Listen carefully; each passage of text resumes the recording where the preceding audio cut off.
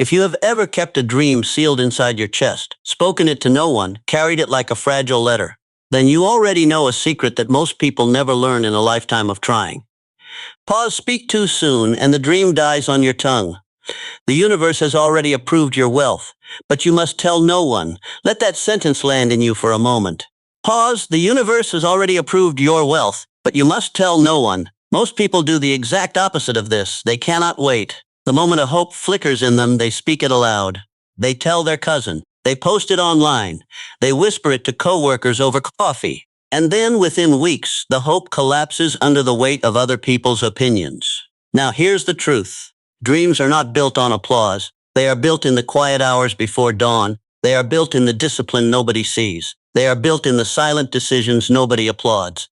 The world has a strange habit. Pause, it is quick to celebrate a finished thing, and brutally quick to mock an unfinished one.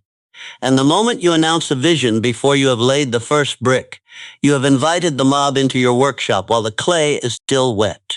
The cost is enormous. Every careless announcement drains power from the dream. Each opinion you absorb becomes a tiny stone tied to the kite of your ambition, and before long, what was once a winged thing is crawling. But here's the truth. The dream survives when the mouth is closed and the hands are open. The dream survives when you treat it like a sacred fire, never showing it to anyone until it has become a forge. What I am about to share with you will require the rarest discipline of your entire life.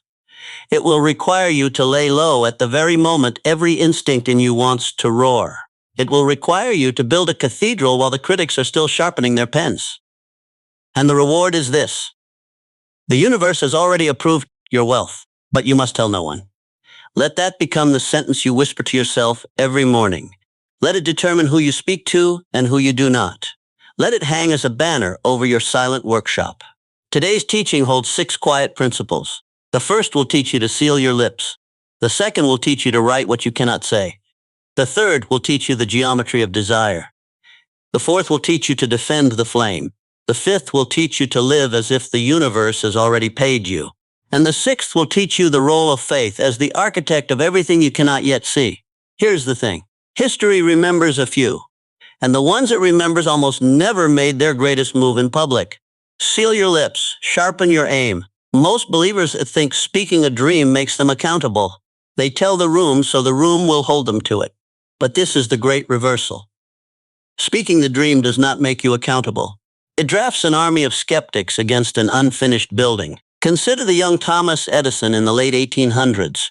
He worked for years on a filament that would not light. The board of investors met weekly. Some of them laughed. Some wrote letters demanding he quit. And the public pressure of a half-built dream nearly broke him more than once. But what saved him was this. He kept the core of his aim sealed inside his chest. He did not perform every dead filament before critics. He did not parade his failure in public.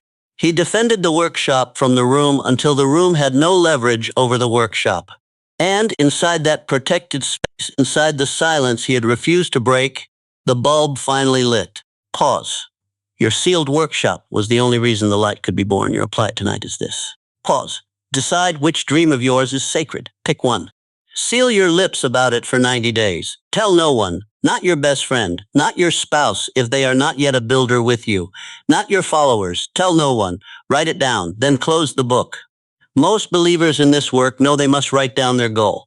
But the second principle goes further. It says your writing can become performance. A page can become a press release. A journal can be written for an audience. And the moment your writing is meant for a reader, you have leaked the blueprint to the architects of doubt. So here is the secret instruction.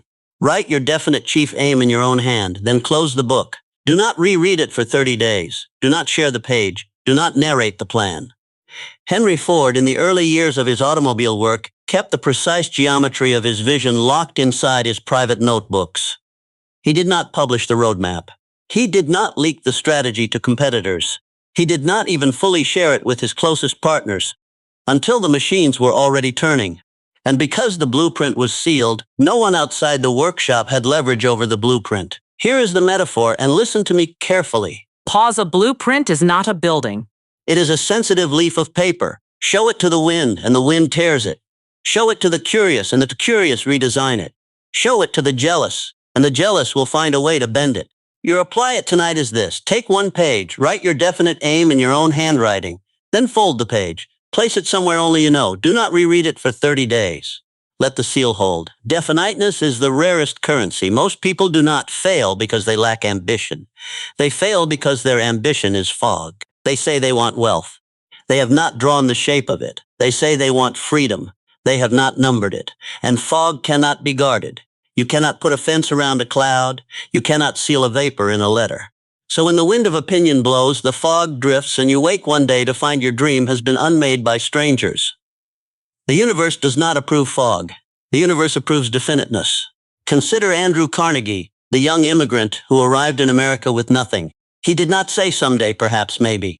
He said, by this age, I will control this kind of enterprise, and this will be the exact figure I command. He wrote the figure down. He carried it like a sealed contract for decades.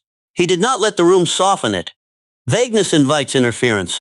Definiteness repels it. Your apply it tonight is this. Take the fog of your ambition and reduce it to a number, a specific figure, a specific date, a specific shape. Then add it to the sealed page you have already folded. Protect the definiteness as if it were a jewel. Defend the flame against the room.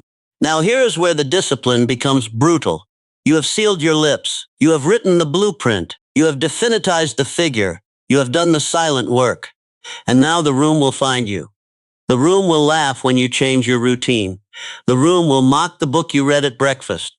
The room will question the meeting you keep at a strange hour. The room will say you are wasting your time. The room will say that will never work. And here is the principle you must hold.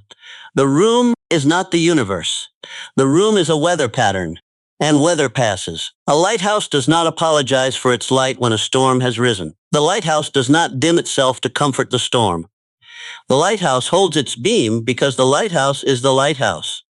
And so are you. You are the lighthouse of your own life. The room may rage. You hold the beam. Consider Helen Keller. The room laughed at her before she could speak. Every voice around her treated her as broken. But the flame she carried inside was sealed so tight, defended so fiercely, that the room's mockery could find no hinge to enter, and she built a life that silenced every room she had ever entered. Your apply it tonight is this. Identify one person in your life who is currently criticizing your silent work. Decide tonight that you will neither defend yourself to them nor seek their approval. Let your answer be your silence and your next brick. Act as if the check has cleared. Now we come to the principle that separates the dreamer from the builder. Pause. The universe approves what is already done in the mind. What does this mean? It means the universe does not wait for the visible bank balance. It does not wait for the public announcement. It awaits the inner decision. And when that inner decision is sealed, when the mind has done the work of believing it has already received, something shifts. This is what Napoleon Hill called faith, not religion in the narrow sense. Faith is definiteness of belief, combined with definiteness of aim, sealed together, acted upon as if it had already been concluded. The reversal here is huge. Most people wait for the proof. They wait for the check. They wait for the applause. They wait for the confirmation. And so they live their entire lives waiting. The builder acts as if the check has cleared. The builder lives into the future before the future arrives. Here's the story. The Wright brothers were bicycle mechanics from Ohio. They carried a sealed certainty that human flight was already a settled fact in their minds. They did not wait for public acceptance. They did not wait for scientific consensus. They flew inside their certainty long before the world watched the plane lift at Kitty Hawk. And because the lift had already happened in the unseen workshop of their minds, the visible lift became inevitable. Your apply it tonight is this. Decide one concrete behavior that the finished version of you would do, and do it tonight. Dress like them. Read what they read. Walk as they would walk. Speak as they would speak. Act as if the check is cleared. Faith is the architect unseen. And now we approach the principle beneath all the others. Because every single rule I have given you, sealed lips, written pages, definiteness, defended flame, lived as if, none of them work without the inner force holding them together. Now here's the truth. Behind every one of these principles lies one invisible architect. The visible rules are the bricks. The unseen architect is the one who drew the blueprint before a single brick was laid. The architect is faith, not vague hope, not religious poetry. Faith as definiteness of belief combined with definiteness of action.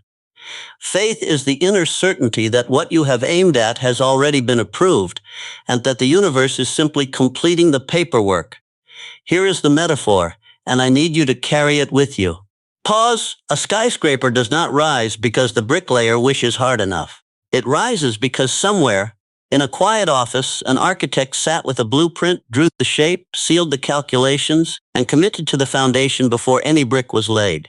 Without that blueprint, the bricklayer lays bricks in a fog, and bricks in a fog do not become a skyscraper. They become a pile. Faith is your blueprint, sealed, definite, unseen. And every principle I have given you is a brick that would be meaningless without it. Consider Marcus Aurelius, the Roman emperor who ruled the known world from a sealed notebook of reason. No one ever saw his private pages. No one knew the private instructions he wrote to himself. But he ruled as a man who had already settled every question inside the chambers of his own mind. And history remembers him as the emperor who held the world steady, not because he roared, but because he was already inwardly immovable. Pause. History remembers a few. Your apply it tonight is this. Take 5 minutes of silence tonight. Sit with yourself. In that silence, ask yourself, do I believe this has been approved? Do I believe the universe has already signed? Then, regardless of how the world looks on Monday morning, hold that inner yes. Hold it like a sealed contract no one else can read. Now let me lift you above the principles for a moment, because what all of these rules share is not discipline. Discipline is only the visible bricklayer. What all of these rules share is the unseen architect working in silence. Every silent practitioner in history has been carried by the same force. Edison in his sealed workshop, Ford in his sealed blueprint, Carnegie with his definitized figure, Keller defending her flame, the Wright brothers flying inside their certainty, Marcus Aurelius ruling from his private pages. Different names, different centuries, one invisible current. Faith, sealed in silence, builds the skyscrapers.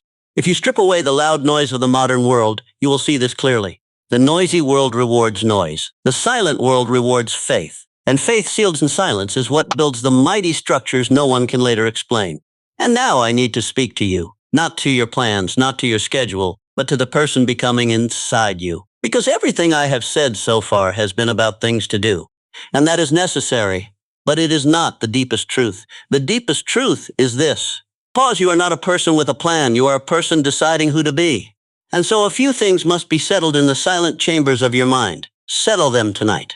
Comparison is a thief that robs you of joy and clouds your mind.